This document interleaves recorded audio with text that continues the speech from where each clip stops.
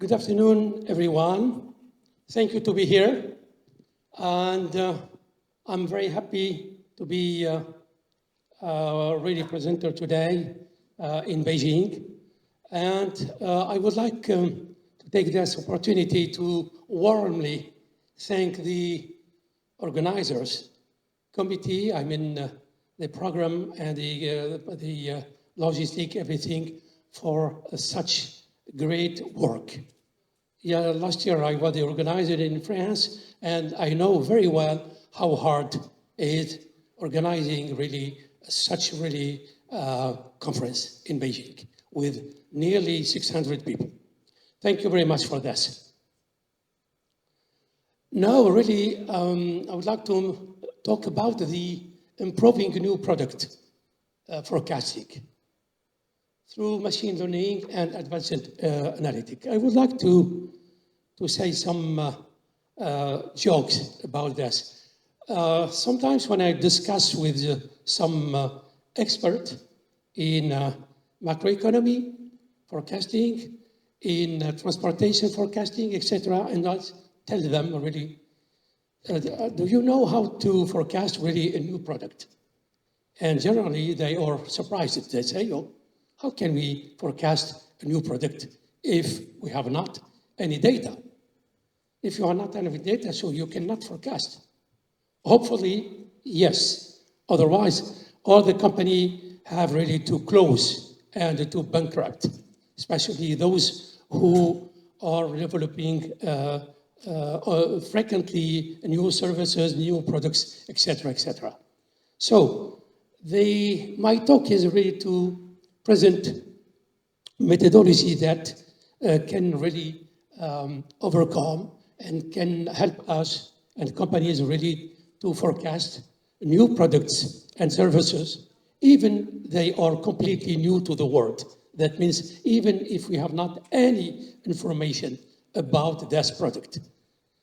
Generally, you know, all the forecasts really are based on the historical data, especially when you have a lot of historical data. That is easier. You can apply any model, time series, econometric, etc. But when you have really no data for no product, for a new product, it's a challenge. So let me first already have a look to the agenda. I will have a little bit long introduction because I have to define the issues on forecasting new products and services. Then I will talk about the categories of new products. What is a new product? You will see it is not so difficult, but it is not clear. Then I will review together some forecasting techniques for new products. After that, I will move to forecasting new products with machine learning models. This is probably the promising future for forecasting, especially for new products and services. And of course, I will go to the conclusion for that. Introduction. Forecasting the demand for new products, you know, it's very crucial, it's very important and critical for any company who launches a new product or services. Why? Because it's really, the company will invest a lot of money and the company would like really to be successful in launching its products. It is not so sure because launching a new product is risky. We know that. And all the managers, especially the marketing, etc., they know, they are aware about this. It is also challenging and risky because we have a really changing, a quick and fast really changing environment. Customers really change their behavior, their preferences, etc. So what you produce today, not sure it will be expected and appreciated next year. So you have to be aware and the company to make sure to meet the new expectation, etc. So we see frequently some failure. Given the high failure rate of new launches, nearly 70 to 80% ready for consumer packaged ready goods, the accuracy of demand forecast is a top priority for any really CEO, any really stakeholder, any company. What causes 70% to 80% of all new products to fail is mainly really a lack of preparation. What does it mean? Because companies are so focused on designing and manufacturing their new products that they postpone the hard work of getting ready to market them until too late in the game. So in this case, they completely don't pay too much attention to the forecast. Generally, they try to understand the market to meet some given customer expectation, but really, and they, of course, they build really some target. I would like, for example, to reach 10% of the market share. I would like to have 10,000 customers next year, etc., etc. So they really fix some really targets, but sometimes, and I would say really more than sometimes, frequently, they don't really take care and pay attention to the forecast that will really we need for that. So one important issue with the failure is the lack of forecasts. First, because it's difficult. They have not in the company, they have not the expertise to run a forecast. They have not the knowledge, etc. Because this decision was guided by forecasting. The proper sales forecasting approach is key to prevent complication during or right after the product launch for us.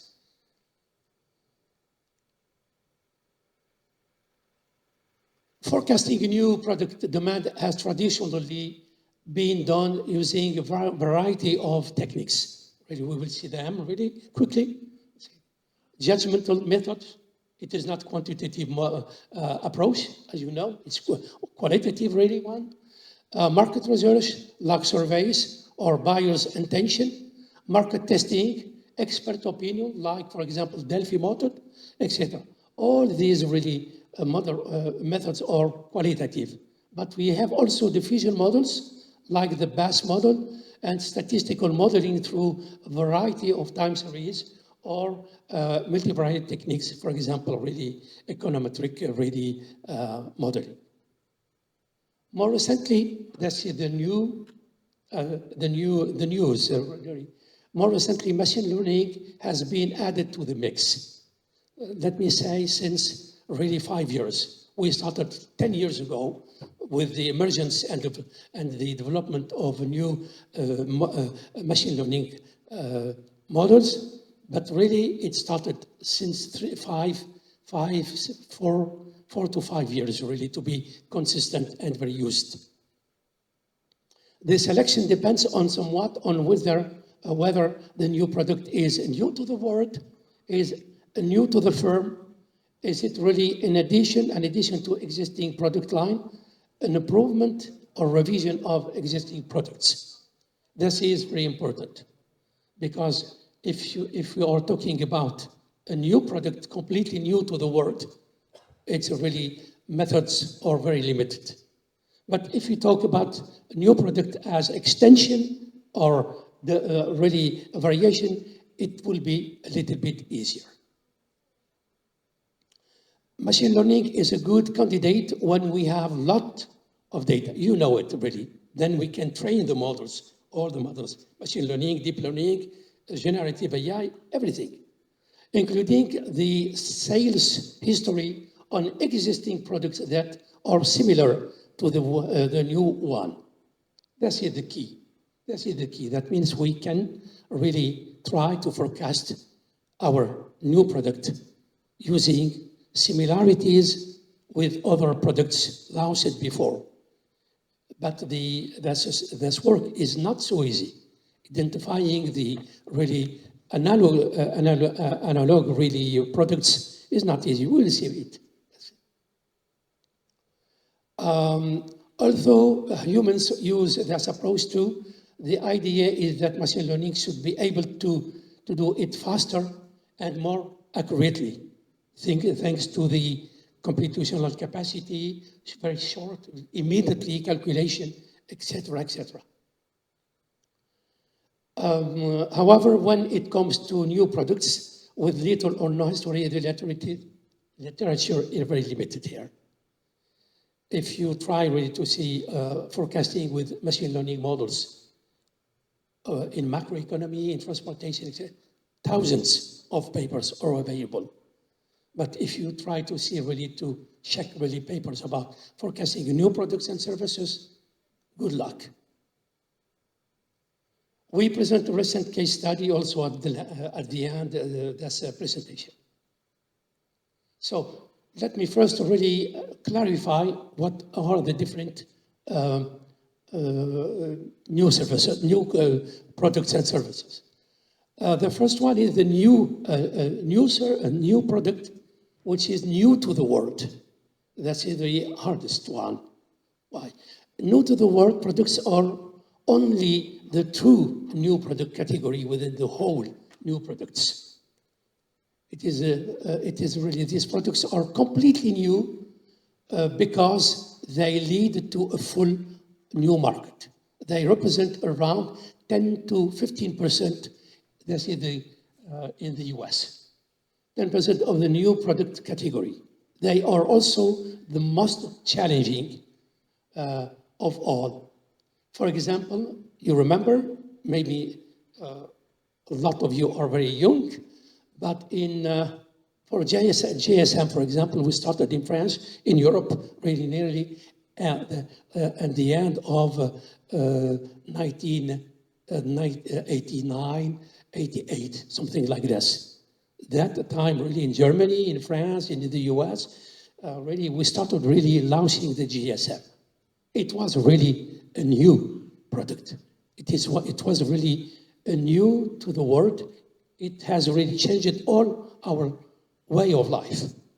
Same thing for the smartphone, for microprocessor, etc. The second category is really new to the firm products, also known as really new product lines. They take a firm into category new to it. The products are not new to the world, but they are new to the company or to the country sometimes also, for example.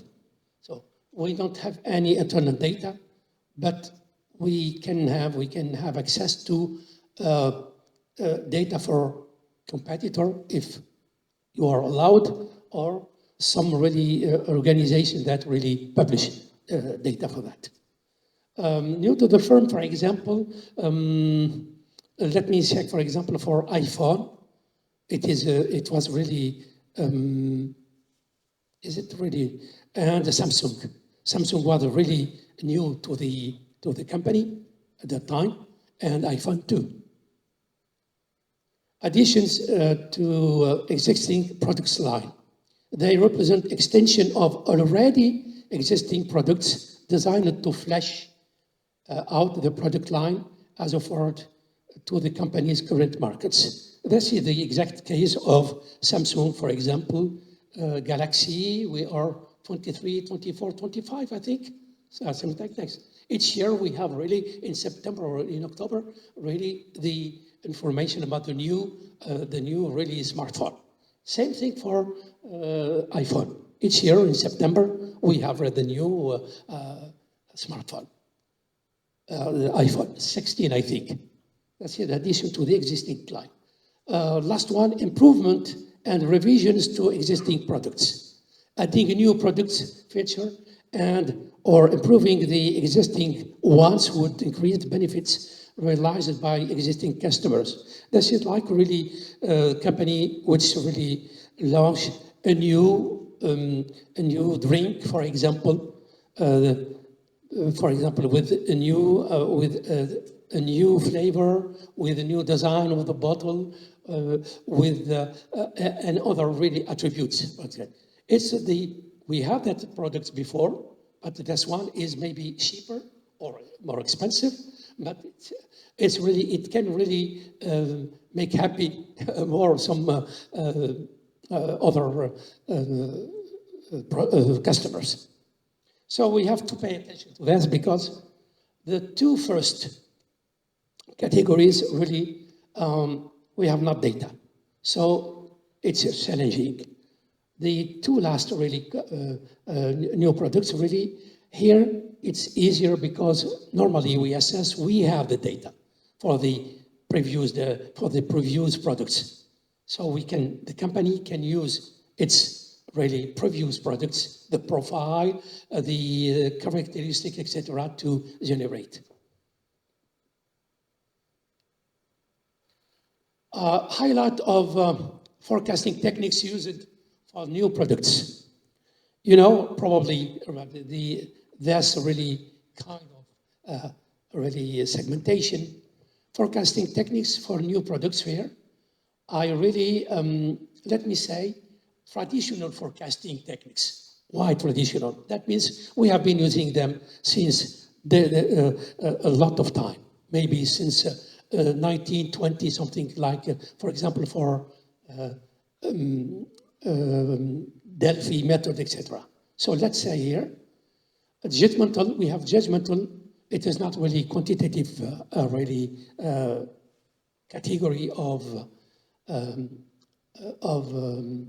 forecasting techniques. Delphi, you know, it is especially for completely new products. Products life cycle analogy, expert judgment, scenario, Salesforce, decision tree. Salesforce, really, because the other was very well. Salesforce, that means really we ask people, especially the sales managers, sales forces, to give their opinion about how they feel the next steps of the market. What could be the forecast?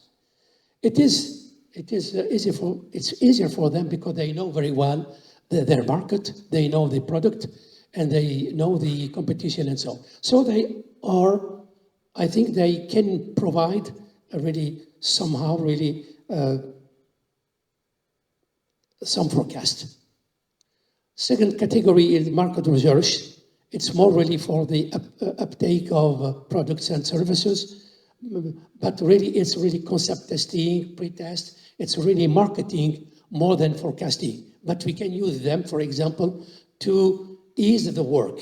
For example, the trade-off survey. We can ask, for example, a lot of potential customer, if you have a new product here, for example, will you buy it?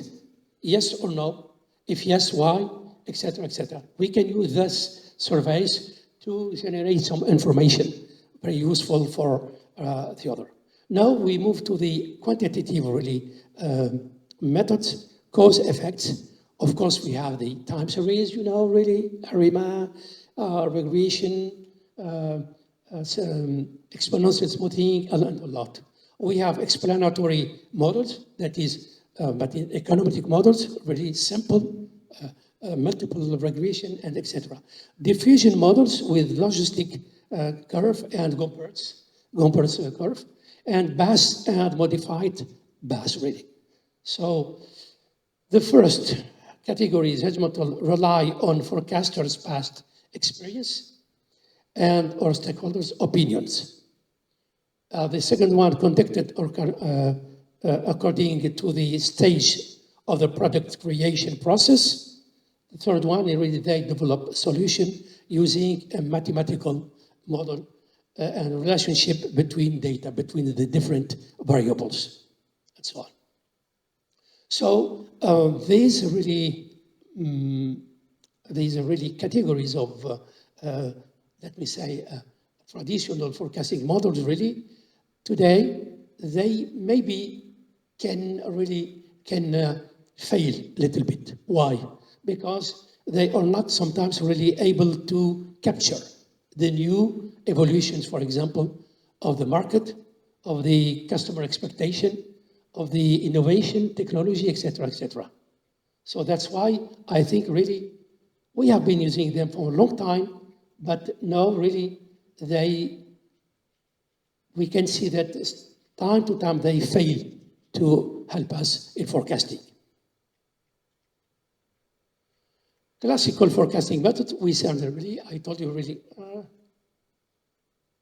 diffusion models really here include many forecasting models of new products. Logistic components, that's really, both really models are very used really in new products forecasting, really.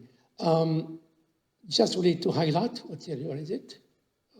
Both are suitable to forecast new products with no data history or with a very short history, and they determine the characteristic of the diffusion process using the history of mature products. That means similar or analogous really products.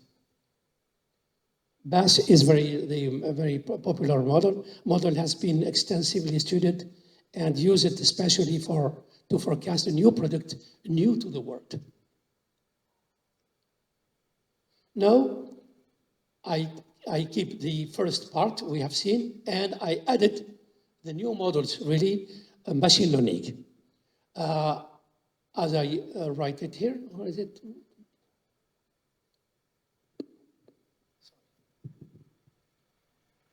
Yeah. Recent development in machine learning has been added to the mix. I told you since the last really 4 years and so on.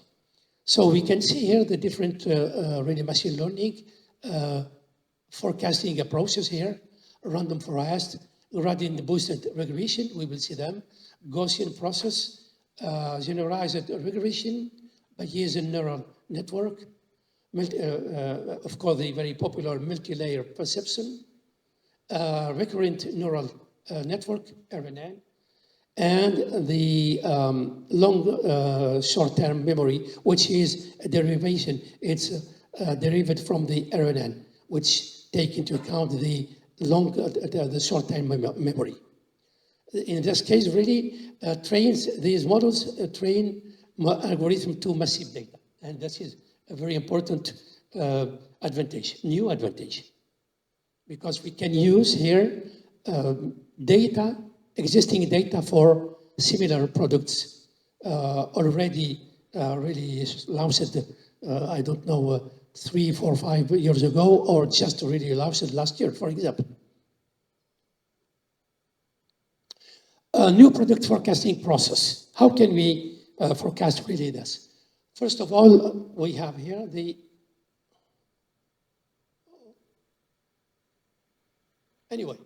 new product, you see it really left. The new product market analysis, that means really we must understand correctly what is our new product, its positioning in the market, its expectation. Is this product really new to the world? Is it really extension and so on? It is very important to understand this. Second, we must identify and find data of analogous really products, that is similar product really, for which we have already data for that. It could be, this is identification and finding the analogous really products is not easy sometimes. Sometimes it's easy. We will see it in the next slide with the example. Sometimes it is not clear. We have to use some methodologies, classification, segmentation, to identify which products can be similar to our new product. Then we have also to identify and assess the drivers of the demand. What does it mean? What are the factors? What are the drivers that will drive the demand? That means it is very important. We must identify them and also quantify them. For example, I will see just after this really an example for that. Once we have this information, if we have not this really, you cannot go ahead. So we can use really here statistical method. We can use really machine learning models, deep learning, which is machine learning too. And then we can run and we can evaluate, assess the accuracy, etc. And then we can go to the demand of the new product from that.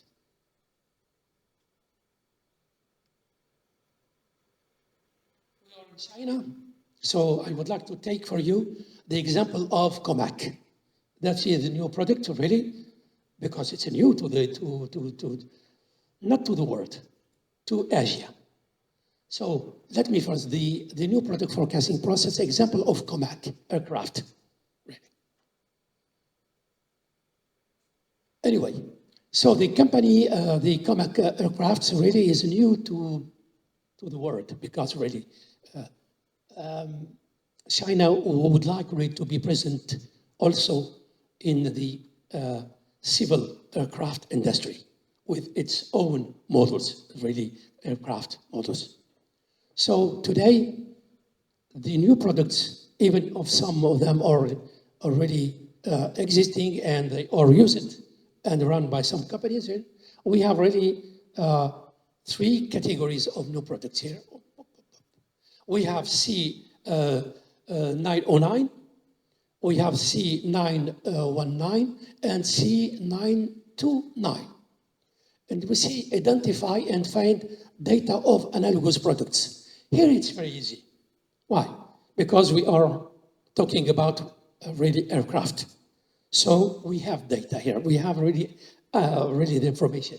So the competitor of, for example, if I take the C, the first one, is Airbus. It's a large body, really. Airbus 321 for Europe and Boeing 757. This is really the competitors. For C919, really Airbus 320, Boeing 737, and for the smallest one here, we have Airbus, and we have also the Brazilian aircraft company, Embraer. It's small, but really it's very dynamic, so on. So we have really, we know what are the competitor, but what are also the analogous products for this. So we must also identify and assess the drivers of demand. So we have to identify the passenger forecast, the freight cargo forecast, overbook, already, order book, how many already for the Airbus, the different kind of aircraft, how many already, or how is the level of order book, regulation also. For example, Comac today is not yet certified for Europe and the US. So it is certified for Asia, I don't know, for Australia. That means really, as of today, Comac can really sell these products in these countries, but not in Europe. I think it's a question of regulation, only that, and competition too. We have also slots between different airports and so on. We have also launch airlines. For this, you have, I think, China Southern and Air China. It is very important, the first company who will lead the new product and so on. They quantify the demand driver. It is important, as I told you, to quantify, to have the forecast for that. The past first, the history, and also for Boeing, for Airbus, etc. You will find actual and forecast available from Airbus, Boeing, and Embraer. If you go to their website, deeply in the website, you will find some studies with the forecast by each body, each really kind of aircraft. So things are very transparent, if I can say here. You will find also information, they quantify, thanks to IATA, International Airline Transportation Association, based in Geneva, and ICAO, International Civil Aviation Organization, yes, United States, based in Montreal, in Canada. So with all these information, we can really use for that to derive the forecast here, and to, that's for a new product, to use a model. That is, it could be used really machine learning, but it could be really the diffusion or logistic, for example, a curve and so on. And we have really to put and make some assumptions, scenario, to make sure really everything is consistent, and then we can really land to the demand forecast. This is an example for that. Not the issue, but the hard work it will be here.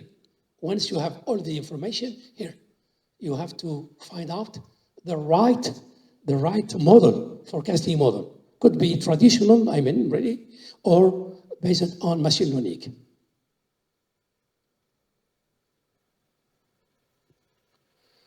Yeah, new product forecasting with machine learning, no, really. 2 years ago, with some friends, with Spiros Makridakis, I don't know if you know him, Evangelos Spirotis and we edited the book about really forecasting with artificial intelligence, theory and applications here. We had really 14 or 16 chapters. And here, we, with my friend and colleague Larry Benston from Texas, from Austin in the US, we really wrote already a chapter. The chapter name is really Machine Learning for New Products Forecasting. And here in this chapter, we reviewed some papers about forecasting new products and services using machine learning.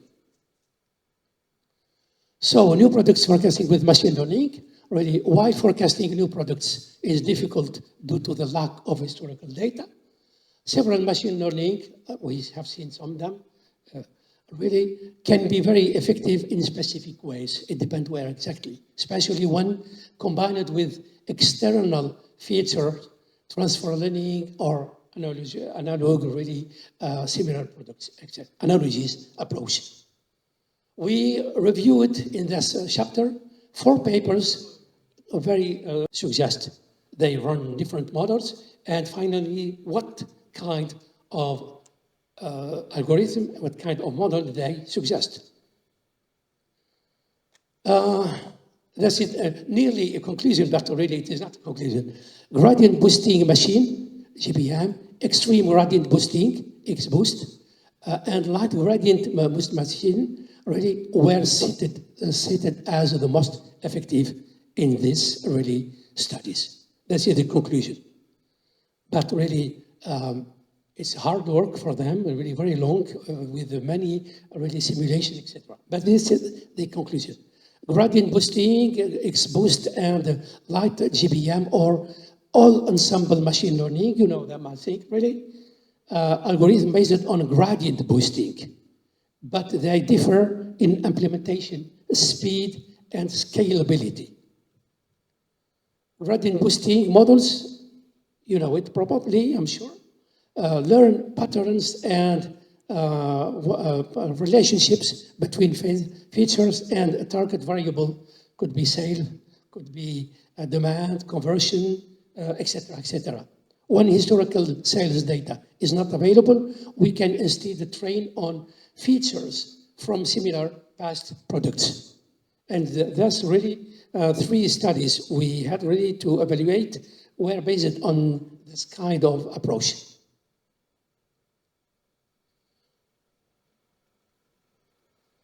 Share, how long? Yeah, 15? Okay. Okay, good, thank you. Just let me remind the advantage of the pro and cons of each of these models. Gradient boosting, really GBM is a machine learning technique for regression and classification that really built an ensemble of decision tree, you know what really, sequentially. Each tree tries to correct the errors of the previous one by minimizing the loss function using gradient descent. Key features: learns slowly but steadily by correcting residuals. This is a very interesting point for this. Can handle many types of loss functions, equal MSE, etc., etc. Prone to overfitting if not properly tuned. You know, with the really deep learning models, the models should be only well fitted, not overfitted, because it will be not really properly for forecast. The pro and the cons. The pro, good accuracy. It is also flexible, custom loss function. You can really custom your loss function as needed. The cons can be slow. The competition, etc., really can be slow. It doesn't scale well to a very large data set. So it is a limitation. If you have really many really features really for a product, it could be a limitation. The other really model, really XBoost, really extreme gradient boosting. XBoost is a highly optimized really and regularized really version of a GBM designed for speed and performance. In fact, it's addition of the previous one. Improvement over GBM, we have seen really smart handling of sparse data really and missing value. This is important thing. And for new products and services, always we have really sparse data and we have a lot of missing value. And it could really handle them. Early stopping built in, pro and cons, fast and efficient, which is the opposite of the first one. Good for complex relationship between product attributes and performance. We will, in the example we will see, you will see where you have a lot of features. So this kind of already model can already handle products with different massive data, but also a huge number of features. Handle missing data natively too. Cons, more complex to tune, of course, you have here. Still memory intensive for very large data sets. We use it really for the huge, really massive data sets, so of course, really. Just really to say that really XBoost has become a big legendary in machine learning among its accomplishment or 17 of 29 challenges on machine learning competition, site, Kaggle, etc., etc. So what I want to mean here that it's very popular, really approach and machine learning model. I mean, really, it was trained by many, really, in many survey, in many studies. So, but maybe it could not really work with another, new products. Why not? I don't know. The last one is really the light GBM, which is already developed by Microsoft here. And it is optimized for speed and memory efficiency here. It uses really histogram-based algorithm and leaf-wise tree growth. This is important, making it faster on large data set. This is key when you want to compute really models, especially with a lot of iteration, etc. The pro are extremely fast. This is a really good point for this. Low memory usage, that means very cost effective here. Supports categorical feature natively, which is the case of all the studies we reviewed. Cons can overfit, this is a risk. Can overfit more easily due to the leaf-wise strategy we have seen. No ideal really for small data sets or highly sparse ones. Of course, it's dedicated for really massive data, so huge really data sets.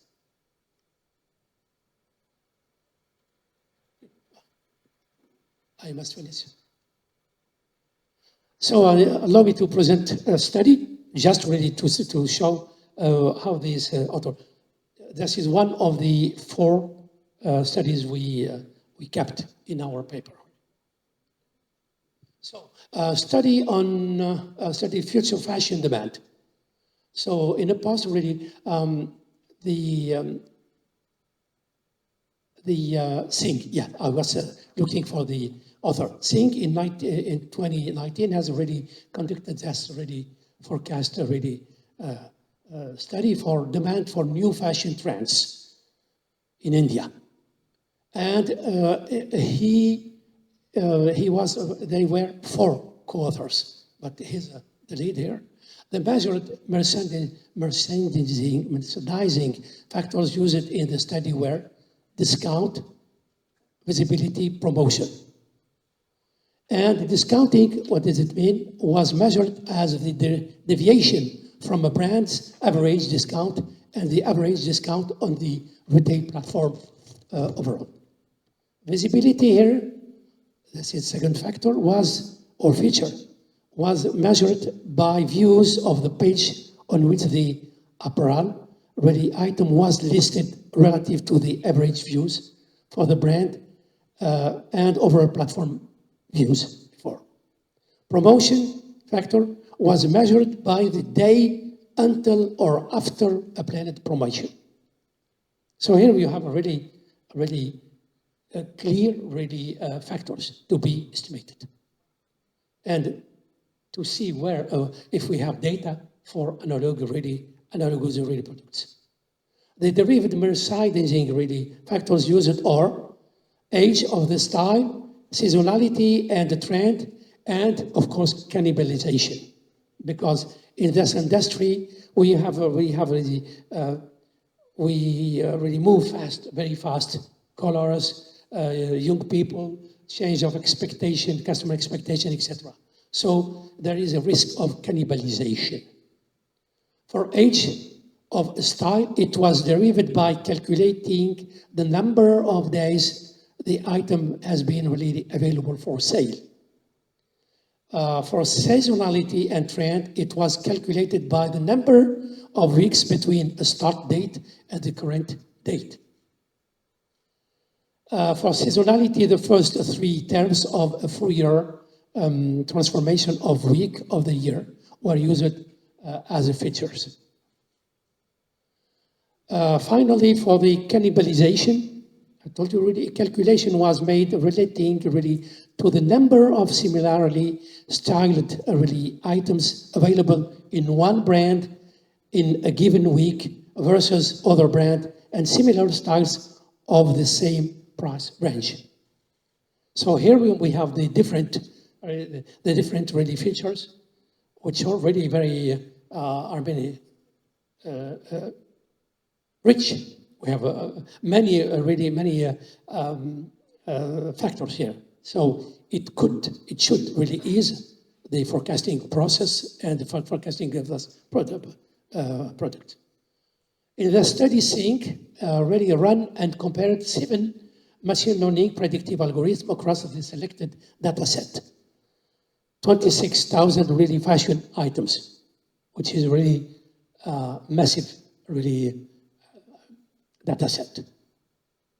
So because they were 4, I told you, they really, you can see really ran and evaluated really the 7 approaches of random forest, gradient boosted regression trees, GBRT, light gradient machine, cat boost here, attribute embedding plus multi-layer perceptron, and attribute embedding plus long LSTM.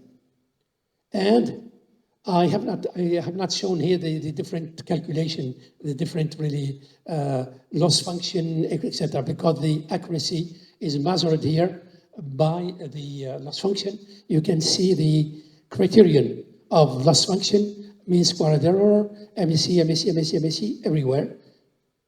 Yes, same everywhere. So the loss function here is the criteria to evaluate the accuracy. He found that exposed really consistently performed the best to predict demand for new fashion trends. Exposed really, we have seen it really different, the pro and the cons really belongs to the gradient boosting, which is one of the most powerful technique for building predictive models in machine learning.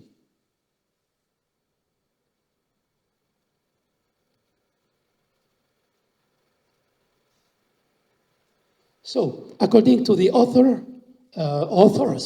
findings, really exposed really consistently performed the best to predict demand of new fashion trends for us.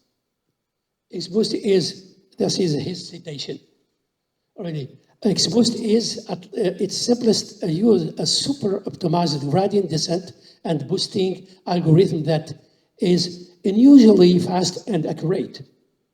Accurate, that is very important, that's key, and also fast also, especially when you have a lot, and massive really data sets, etc. The super optimization occurs by combining a batch gradient descent function and a penalty for model complexity regression tree function here. However, it typically only applies to one type of machine learning model, decision tree here.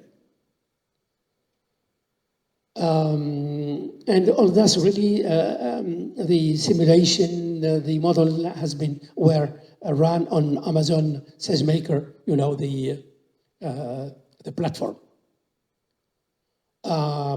Yeah, I told you XPost already has really become really a bit legendary in machine learning because the majority of authors already have really reached the conclusion that really by evaluation, etc. I will not review study number 2, it's a little bit long. Conclusion. Here we are. Oh, sorry. No. Sorry. Slowly. So, as conclusion here, we have seen that traditional approaches can fail because they cannot handle a lot and massive data. That is the first thing. Second thing, right, they, in this model methodologies, they may not catch the behavior of the market, of the customer expectation, and the customer behavior, etc. So in this case, really, machine learning models here, we have seen really are a very important and exceptional add-on for forecasting new products and services. There is potential to using really machine learning for new products if we have lots of data, which is the case with seeing studies here, and of data from other products launches previously, etc. The problem is here is really to understand and to find the right and the correct, really similar product. I told you already, could be done by marketing, but could be done by really classification or something like this.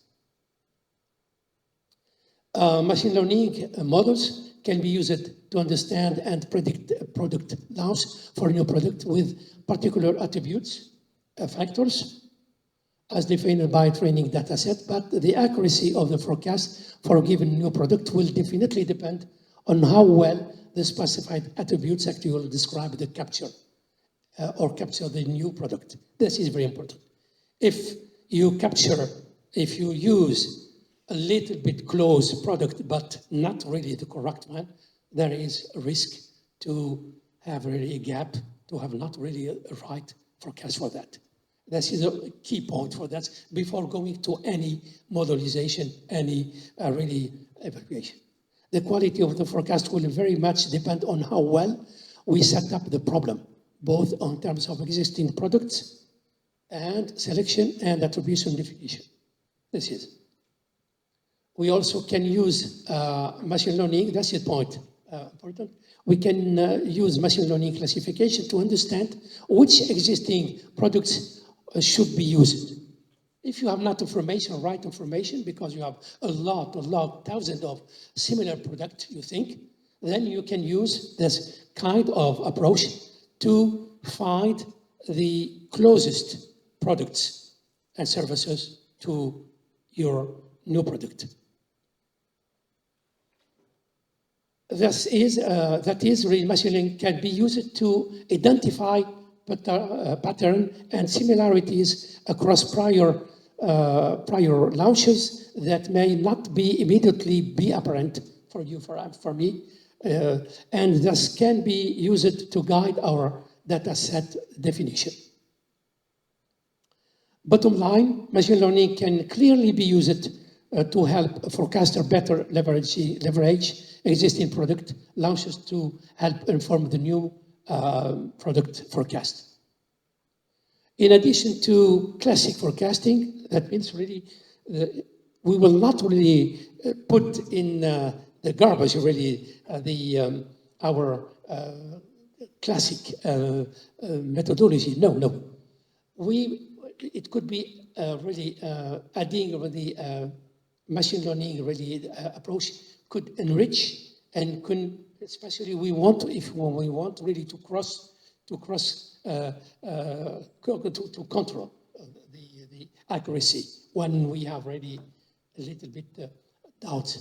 Machine learning can help and improve forecasting new products and services with few data of products we want to forecast with data of analogous products.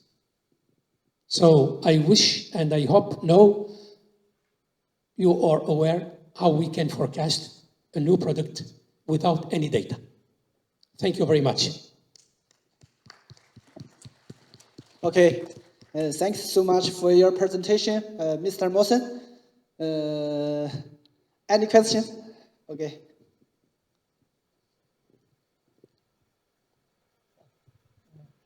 Thank you for the presentation about this topic. I really find it interesting, as it is a problem that I also encounter at the company that I work for. Maybe a question that I have. So, as I understand, there is always first the step of finding similar products, and then in a second step, we make a prediction with a model.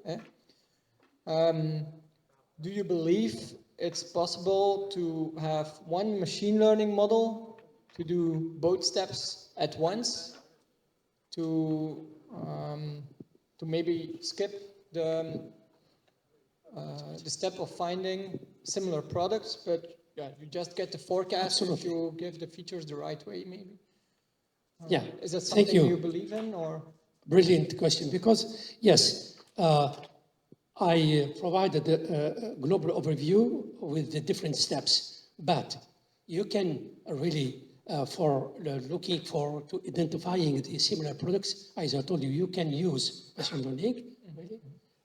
We can use a classification process. Then you can see which are the groups, the different groups of products that could be close to the one you want to forecast. Mm-hmm. So you skip the long work really before in the beginning. But you still have two steps, the classification, yeah, and then the prediction. Yeah. Do you believe you can just skip the classification step? See? No. I think otherwise there is a risk, except if you know, if you have, because marketers and managers, and really they know, normally mm-hmm. they know, mm-hmm. They are aware about the innovation on the market, etc. Maybe they have in mind, for example, 1, 2, or 3 products, mm-hmm. okay? And they can assess that these products, 3, 4, 10 products, are close mm-hmm. to the new one. Okay. In this case, really they can assess. If they don't know, really in this case, it is really good to use the classification really process with machine learning. And then you have to check, you have to make calculation, to assess, etc. before. Mm-hmm. So you have both approaches. Okay, I see.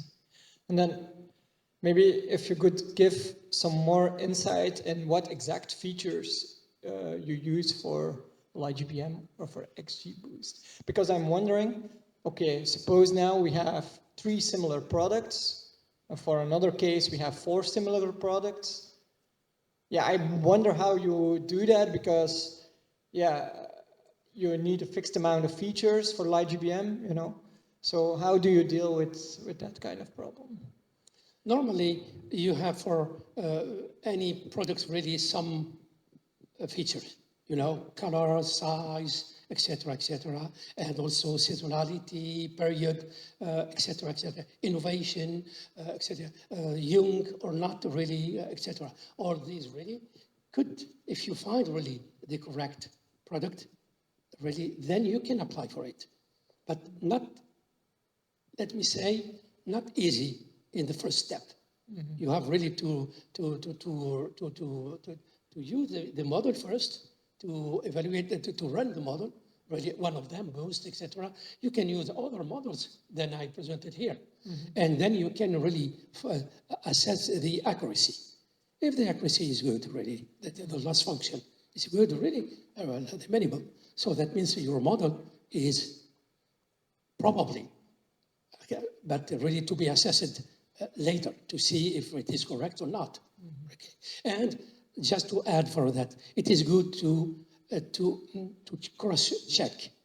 You have this approach, okay, but also it is good to check with marketers, with other studies, and so on, if these results are really correct. Mm-hmm. You can check, cross-correct, check here, it is good. It's better to make sure.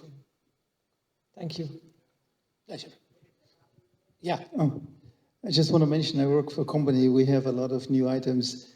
Actually, what we do is this addition, we created a vector database and then we compute the cosine similarity. And then, but one thing is really important for new items, right?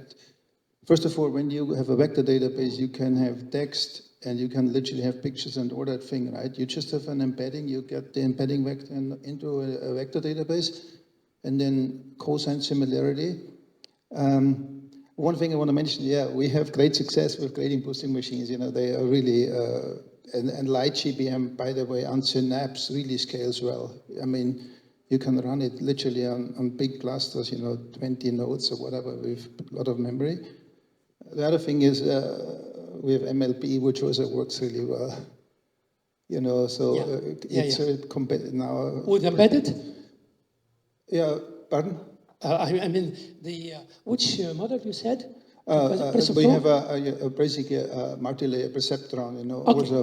Okay. But one key feature is really important when it comes to price is a really key factor, right? Because you can have similar items which have very much the same description. The one costs $5 and the other one 150, right?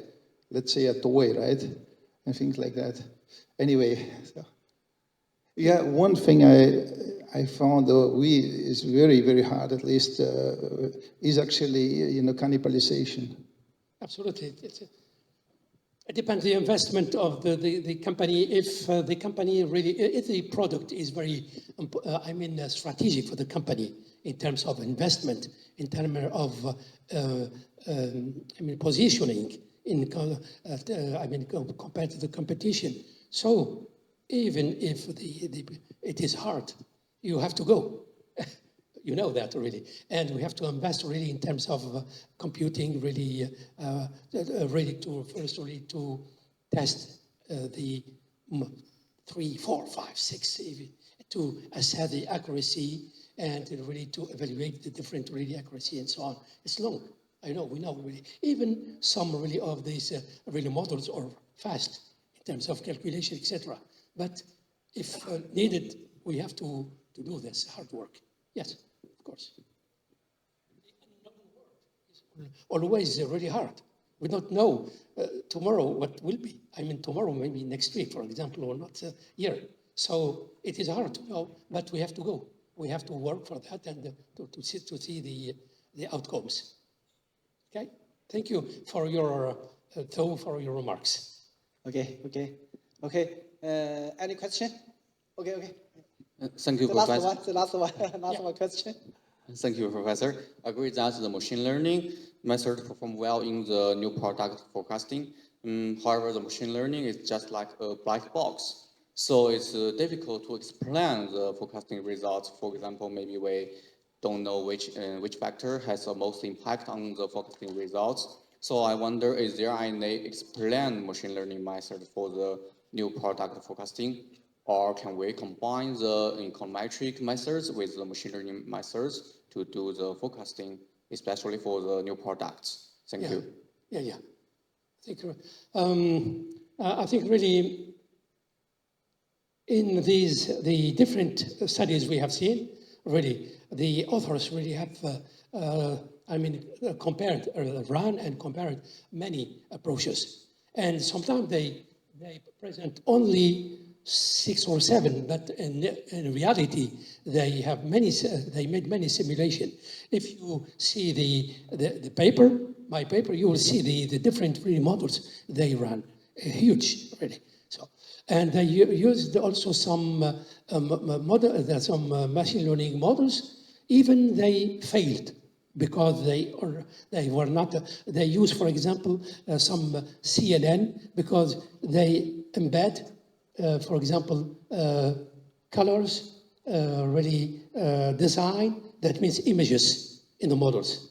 Okay, to ease the forecasting rate. Not only data, but they use also, like in the deep learning, you can use also images, for example, of design of a new, for example, T-shirt, something like this. And you can really add it as a factor in the model. That's it.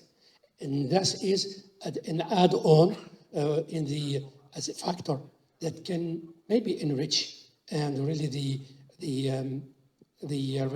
accuracy of the model you choose. Thank you, Professor. Thank you very much. Okay. Due to the time limitation, this session will be finished soon. Due to the panel session, there are a few attendees in this session. Once again, thank you very much for your good presentation. Okay.